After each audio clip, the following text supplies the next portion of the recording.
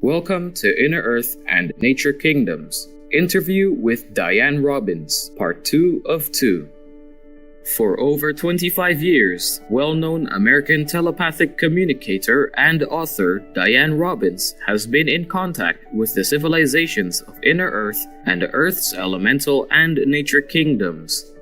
Her transmissions connect us to beings in advanced civilizations, whale and dolphin peoples, the trees, the crystals, and the elementals. In the book Telos, Dianne mentions how the Hollow Earth people live harmoniously with animal people. They feed the tigers and the animals with organic food. It's all vegetarian. The animals are on a vegetarian diet, and therefore there's no fear in the lions or the tigers. The fear is in the meat that they're fed on, that they eat on the surface. So you can go down and play with a tiger, and they're as gentle as a cat. Dianne speaks about daily life in Telos. There are moving sidewalks inside Telos. There's waterfalls inside Telos to keep the air clean and provide oxygen. And they have what is called the tube, T-U-B-E. It's like our subways. It's an electromagnetic train that's inside a tube, a cylinder. And the tube is about a few miles beneath the surface of the earth, maybe 5 miles or so. And it connects every subterranean city. It connects every main city on the surface. There are stations. And the electromagnetic train hovers about maybe 2 or 3 inches above the railroad track, and therefore can attain speeds up to 3,000 miles an hour. So it can take you from here to the other side of the planet in just a few hours. And so that's how they travel to other subterranean cities. There are over 200 subterranean cities, 1 to 5 miles beneath the Earth's surface, not just Telos inside Mount Shasta. They're very evolved. They've gained their immortality because they live in peace. And they travel back and forth just like we travel back and forth on the surface. They have hydroponic gardens. They all are in service to the city of Telos. There's no money. Everybody has a job. Every single person, even children, caring for the city. It's a joyous way of working. They're working outdoors. They're doing the same things we do.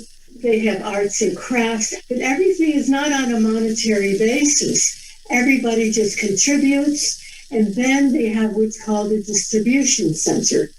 That's where all the food and clothing are taken once they're made in the city. Every day you go to the distribution center, you get your day's meals. You need clothing, you get a piece of clothing. And no money is exchanged because everybody is working in return for the city of Telos. People assign their own hours. You can work any hours you want to, and you only work 4 hours a day. So you have so much time to be out in nature and to be on a spiritual path, to connect with nature. That's the key, because all of the nature kingdom is connected with each other. The trees, the mountains, the flowers, they're all telepathically connected to each other. The whole nature kingdom knows everything that's about to happen on the earth before we, the people, know, because we are disconnected. We're the only ones disconnected from the rest of life on the surface. In 2008, Dianne received a special message from the Tree Kingdom. In my book, The Tree Talk, it tells how the trees are all connected. Within 2 minutes, they know everything that's going to happen on the other side of the planet or wherever it's going to happen, and they tell each other. So all of nature knows. The animals know, the flowers, the trees, but we don't know, because we disconnected. And the leaves on trees are recording plates. When you walk by a tree, it reads your thoughts. It knows what you're thinking, and it records your thoughts. It records what you're saying. The trees are living libraries. They ask us to talk to them, to stop, to touch them, to put our arms around them, to start connecting with them again. Once we're connected to the trees, we'll be connected to all life. Dianne speaks about the Golden Age. So, we are being told now that within 5 to 7 years of each Golden Age, the dark forces come in really strongly. This is about the 7th year of this Golden Age. It started in 2012. Now, the dark forces have come with the coronavirus, the lockdowns, vaccinations, everything to keep us in fear, to stop this 7th Golden Age. All the things going on in the United States government, those are the dark forces trying to stop the 7th Golden Age. But I will tell you something. They will not succeed this time. That's what the Ascended Masters have told us. Within a few years, they will be all removed from this planet. All the dark forces creating all the problems in the governments, in all areas, will be removed within 2 to 3 years, maybe 4. All the Ascended Masters are here. All the angels. We have so much help. But people have to call on the angels. The angels cannot help us unless we call on them out loud. They don't read our thoughts. The Ascended Masters can read our thoughts, and we have to keep asking for help. They can only come if we call us. But they're all here, and they're all ready. You've heard of the all-seeing eye of God, Cyclopeia? The all-seeing eye of God has already determined this 7th Golden Age is going to succeed, and we are going to ascend. And those people who have turned to the dark will be removed from the planet. That's the ultimatum from the Ascended Masters. In the book Messages from the Crystal Kingdom, we learn about Peter Pan and the Elemental Kingdom. It's in my book called The Crystal Kingdom, with poems from the elementals. The elementals are the elves, the hobbits, the dwarfs, the gnomes, the unicorns. They once lived on the continent of Pan in the middle of the Pacific Ocean. And Peter Pan and Wendy are real. Peter is king of the Elemental Kingdom, and Wendy is queen. And when people on the surface started warring millions of years ago, Peter went to the spiritual hierarchy of our planet and asked that the continent of Pan be lowered down into Middle Earth to protect the Elemental Kingdom. So the continent of Pan was once in the middle of the Pacific Ocean. Our spiritual hierarchy lowered it down to inside Middle Earth and came in great starships and carried all the elementals down into Middle Earth. And that's where they are now.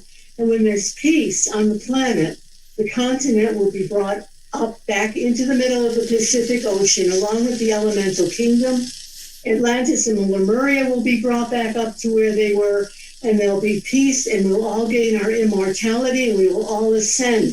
That is what the all-seeing eye of God has seen. It's a certainty. It will happen, and it's going to start happening within the next 2 to 3 to 4 years. We're going to see tremendous changes. Dianne Robbins also shares messages from the Cetacean Kingdom. About the whales and dolphins. I'm sure many of your viewers would have seen the Free Willy movies. Willy was an orca whale, and he was ambassador to the Cetacean Kingdom. That's why he came here. And the whales and dolphins have full consciousness. And the songs of the humpback whales support our biosphere. And the whales and dolphins are longing to talk to the people on Earth. And they ask that we talk to them no matter where we are, whether we're on land or near an ocean. They can hear us, and they talk to us all the time. And they are asking to connect with us also. So in essence, all kingdoms of the earth are asking to connect with us. They're asking us to talk to them and to connect with them.